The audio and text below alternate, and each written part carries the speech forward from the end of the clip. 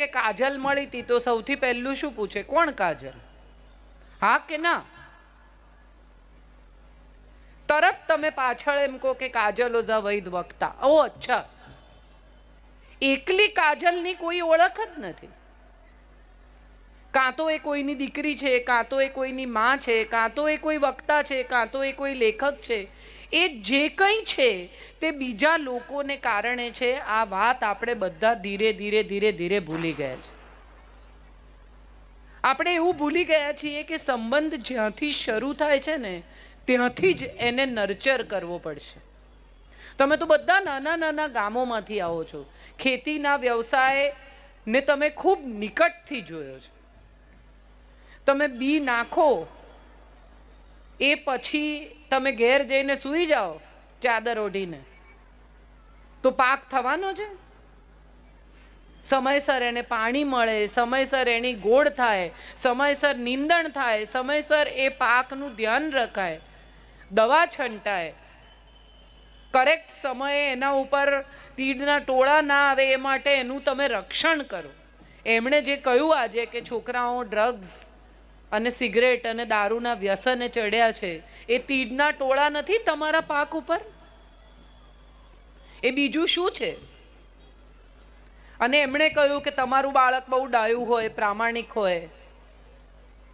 આપણે તો આપણા બાળકને છાતીએ લગાડીને જ ઉછેરીએ છીએ. એ શું ખાય છે, ક્યાં જાય છે, કોને મળે છે, એના મિત્રો કોણ છે? કયા મા બાપ એવા છે કે જે બાળકને જન્મ આપીને ભૂલી જાય છે કે હવે તો થશે એની મેળે મોટા? એવા કોઈ માતા પિતા છે જ નહીં. બલકે આજના માતા પિતાને તો ઉપરથી એવું કહેવું પડે છે કે થોડું ઓછું ધ્યાન આપો. આટલું બધું કરવાની જરૂર નથી.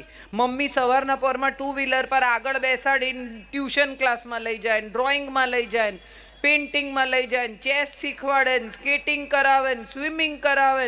મમ્મીને એમ છે કે હું બધુંય શીખવાડી દઉં જેટલું આ જગતમાં ઉપલબ્ધ છે. અને નાનું બિચારું 8-10 વર્ષનું બાળક બી એની 2 નાની નાની આંખો પર સપના લઈને મમ્મીની જોડે નીકળી પડે, આગળ ઊભું રહી જાય. એને એમ થાય કે હશે મારી માં ખુશ થાય છે ને મને કરવા દે. આમાં માં વધારે ખુશ થાય છે. બાળક તો બિચારું સવારના પોરમાં ઊંઘમાંથી ઉઠીને ઢસડીને તમે એને લઈ જાઓ છો, એનું બાળપણ ખોવાઈ ગયું છે. સીધી બેસ. 5 વર્ષની છોકરીને આપણે એવું કહીએ છીએ કે પગ નીચા રાખીને બેસ.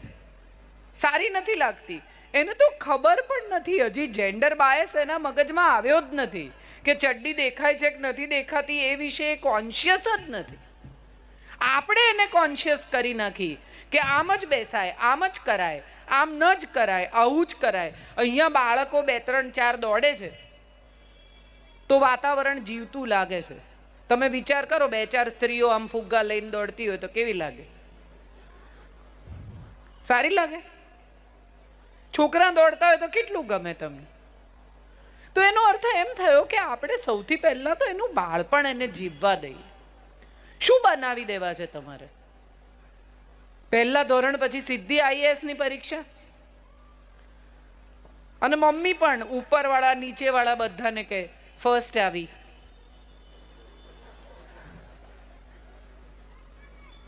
પહેલા ધોરણમાં બધા ફર્સ્ટ જ આવે. એને કરવાનું શું છે? ચલો બેટા ABCD બોલીને બતાવો અંકલને. અંકલને સાંભળવી છે કે નહીં એવું તો પૂછો. ચલો આંટીને રાઇમ બોલીને સંભળાવો.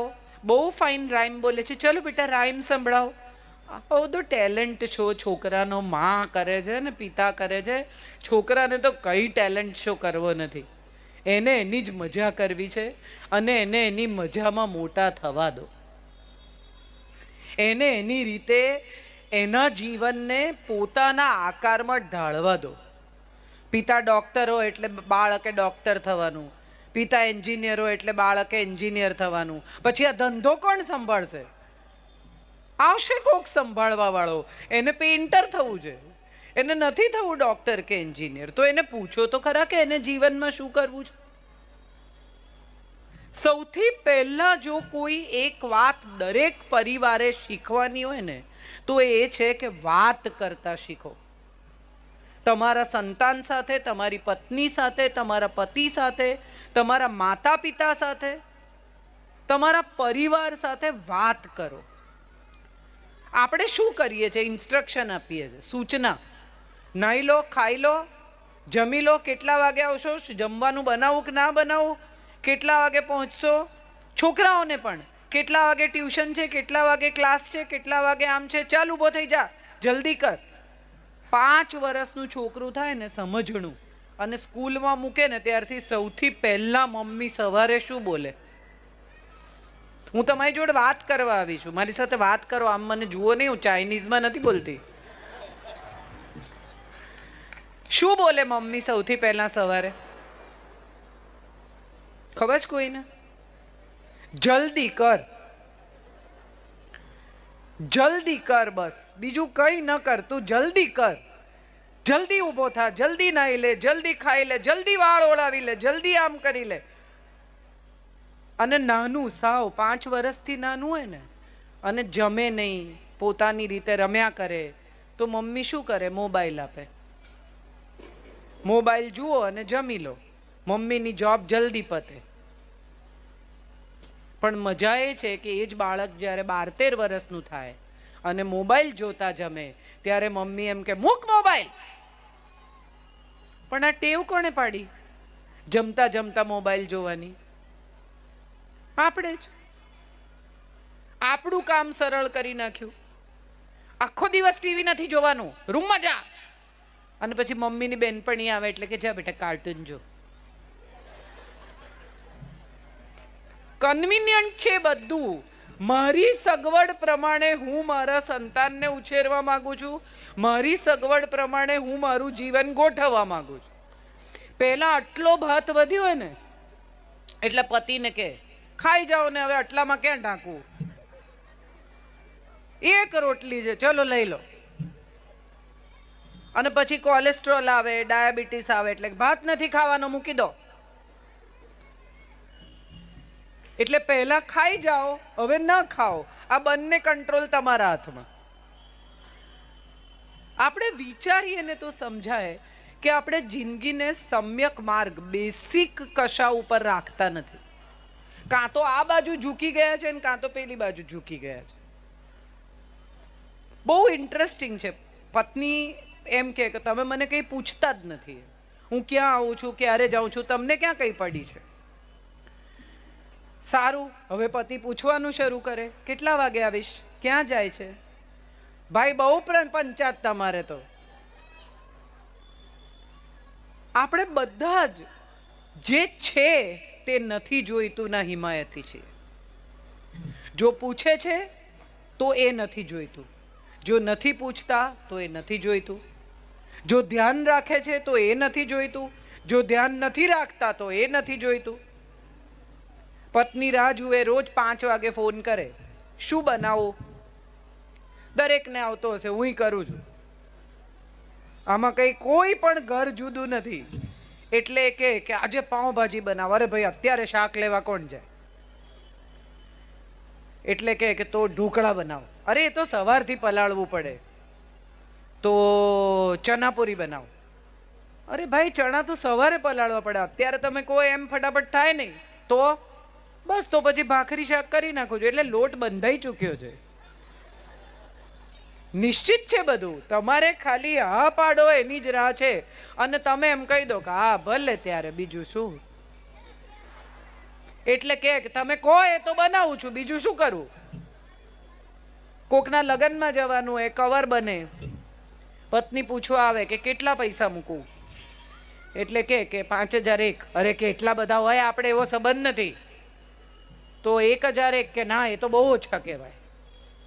તો કે 2501. ઓકે, એ મુકાઈ ચૂક્યા છે. હવે ખાલી તમારે હાજ પાડવાની છે. મજા એ છે કે આપણે બધા આપણી એક નિશ્ચિત અભિપ્રાયની દુનિયા ગોઠવીને બેઠા છીએ. આની જોડે બોલવાનું, આની જોડે નહીં બોલવાનું, આ આવા કપડાં પહેરે છે, આ આવા છે, આનો સ્વભાવ આવો છે, આ આમ કરે છે, આ પબ્લિકલી આવું કરે છે, આ એના છોકરાને બહુ છૂટ આપે છે, આ એના છોકરાને ઓછી છૂટ આપે છે, આના વર હાવ હેન્ડપેક્ડ હસબન્ડ છે, આ તો કોઈનું ગાંઠતા જ નથી. આવી બધી આપણી એક નિશ્ચિત વ્યાખ્યાઓ છે અને એ વ્યાખ્યાની અંદર આપણે કોઈ પણ માણસને પકડીને ફિટ કરી દઈએ. એકચ્યુઅલી આપણે કંઈ જ જાણતા નથી કોઈના વિશે. આપણે કોઈ માણસને કલાક, 1.5 કલાક, 2 કલાક, 4 કલાક મળીએ છે, એમાં આપણે માણસ વિશે નિશ્ચય કરી લઈએ છીએ કે આવા છે ને આવા છે. સવાલ એ છે કે સંબંધમાં સૌથી પહેલા તો વ્યાખ્યાઓ બાંધવાનું બંધ કરી દો. માણસ શું, સવાર પણ રોજ એક જેવી નથી પડતી. ગઈકાલ જેવો સૂર્યોદય આજે થાય છે? હા કે ના? તમે એક છોડ વાવો, એ કેટલો ઊંચો થશે એવું તમને ત્યારે જ વચન મળી જાય છે કે આ 3 ફૂટ અને 75 ઇંચ ઊંચો થશે. મળે છે? એક ઝાડ તમે વાવો છો, તમને ખબર પડે છે કે આ ઝાડની પહોળાઈ 8 ફૂટ થશે. તો એનો અર્થ એમ થયો કે કુદરત તમને કોઈ વચન આપતી નથી. કુદરત પોતાની રીતે એક સર્જન કરે છે અને માણસથી ઉત્તમ કુદરતનું કયું સર્જન છે? ગીતાના 15મા અધ્યાયનો પહેલો શ્લોક છે, ઉર્ધ્વ મૂલ અધ શાખા અશ્વત્થ પ્રાહુર્વ્યયમ. એક ભાઈ બીજા એમના મિત્રને કહેતા હતા, સૌજીભાઈ આપણી વચ્ચેથી રજા લે છે, જોરદાર તાળીઓ સાથે. એક ભાઈ એમના મિત્રને કહેતા હતા કે મારા ને મારી પત્નીના વિચારો સહેજે મળતા નથી. તો કે કેમ? તો કે મારે છે ને યાર ગોવા જવું છે, બરમુડા પહેરવો છે, હેમોકમાં પડી રહેવું છે, બિયર પીવો છે. તો કે એને શું વાંધો છે? તો કે એને કઈ વાંધો નથી, એને મારી જોડે આવવું છે. એટલે અમારા વિચાર મળતા નથી. મજા એ છે કે માણસ સંબંધોને લીધે જ ઉજળો છે. આજે એમણે કહ્યું કે આટલા દાતાઓએ સૌજન્ય કર્યું, આજે આપણે બધા બેઠા છીએ. તો આટલા લોકોની મહેનતથી, આટલા લોકોના સંબંધોથી આજે આપણે એકત્રિત થઈ શક્યા છીએ, હું આવી શકી છું. આપણી આજુબાજુની દુનિયા વિશે સૌથી પહેલા તો થેન્કફુલ થઈએ. પ્યાર શું છે? આ પ્યાર સૂરજ મફત મળે છે, પાણી મફત મળે છે, હવા મફત મળે છે. તમે બધા 4:30, 4:45 થી બેઠા છો ને? કેટલા વાગ્યાથી બેઠા છો? કોઈએ ચેક કર્યું ચાલે છે કે નહીં? હા કે ના? કર્યું કોઈએ ચેક? કેવી રીતે ખબર પડી ગઈ કે શ્વાસ ચાલે છે? બંધ થાય તો ખબર પડે કે બંધ થાય છે. ચાલે છે ને ત્યાં સુધી એની કોઈ કિંમત જ નથી. સંબંધ છે ને ત્યાં સુધી એનું કોઈ મૂલ્ય નથી. એ તૂટે, છૂટે કે ખૂટે ત્યારે ખબર પડે કે આ સંબંધનું મૂલ્ય શું હતું. આ હાથ છે, તમે કેટલો વાપરો છો? આગળ પાછળ, ઉપર નીચે, વજન ઉચકો, વજન મૂકો, બારણા ખોલો, બારણા બંધ કરો, હાથ ધુઓ, જમો. કોઈ દિવસ એવું ચેક કર્યું છે કે આ હાથ બરાબર છે ને બધું આમ? પણ જો સહેજ દુખે તો આજે ખબર પડી કે હાથનું અસ્તિત્વ છે. ઝાડુ વાળો, હાઉસકીપિંગ વાળા રોજ આવે તો કોઈ દિવસ આપણે એનું નામ પૂછીએ? બારણું ખોલીને કચરો આપી દઈએ, કચરો લઈને જતો રહે અને બારણું બંધ થઈ જાય અને પાછી ડોલ લઈને અંદર મૂકી દઈએ. એનું મોઢું પણ એ તમને રસ્તામાં મળે તો તમે ઓળખી શકો? હા કે ના? પણ જો 3 દિવસ ન આવે તો એનો ફોન નંબર, જન્મ કુંડળી, પતિ પત્ની, બાળક, ક્યાં રહે છે, શું કરે છે, બધું ગોતી કાઢીએ. મજા જે છે, ખૂટે ને ત્યારે જ ખબર પડે છે કે કેટલું મહત્વનું હતું. સૌથી પહેલા તો એ નક્કી કરીએ કે એનું મહત્વ એ છે ત્યાં જ સમજી લઈએ. 40-50 ની આસપાસ પહોંચેલા બધા અહીંયા બેઠા છે. મમ્મી પપ્પા ઘરે હશે બધાના, નાના ગામમાંથી આવતા મમ્મી પપ્પા, તમે અહીંયા આવ્યા, ખૂબ કમાયા, ખૂબ સારું જીવન જીવો છો, પોતાનું ઘર છે, તમે પૈસા વાપરો છો, રવિવારે બહાર ખાઓ છો, મમ્મી પપ્પા તરત જ તમને કહે બહુ પૈસા ન વાપર, પૈસા બચાવો, બહાર ન ખા, આ દર વર્ષે 2 વાર હોલિડે કરવાની, વિમાનોમાં ફરવાનું, બેટા પૈસા બચાવો. અને આપણી પહેલું રિએક્શન શું હોય મા બાપને? ભાઈ તમે તમારું કામ કરો ને યાર, હું કમાઉં છું ને હું વાપરું છું, તમને શું પ્રોબ્લેમ છે? તમે મોડા આવો તો રાહ જોતી હોય માં, બારણું ખોલો એટલે તરત કે બેટા મોડું થઈ ગયું, તો ફરવા નહોતો ગયો, કામે ગયો તો. રોજ શું પૂછે છે મોડું થઈ ગયું? થાય જ છે. એક વાર વિચારજો કે એ સવાલ પૂછનારી 2 આંખો નહીં હોય એ દિવસે શું થશે? આપણને બધાને છે ને ત્યાં સુધી મા બાપની વેલ્યુ જ નથી. અને મોટા ભાગના લોકો મારા સહિતના કે બોલો અહીંયા SBR પાસે પ્લોટ મળતો તો મારા બાપાએ ના લીધો, કશું સમજ્યા જ નહીં જીવનમાં, આવડ્યું જ નહીં, પ્રેક્ટિકલ જ નથી. એ વખતે અહીંયા સાવ 250 રૂપિયા વાર જમીન મળતી હતી પણ લીધી નહીં. આજે શું ભાવ થઈ ગયો? પણ ત્યારે જે ભાવ આજનો હતો એ ત્યારે 250 રૂપિયાનો હતો. ત્યારે 250 રૂપિયા આખા મહિનાનો પગાર હતો માણસનો. 250 રૂપિયા વાર કેવી રીતે જમીન ખરીદે? આપણે બધા આપણી જગ્યાએથી આપણા મા બાપને જજ કરીએ છીએ.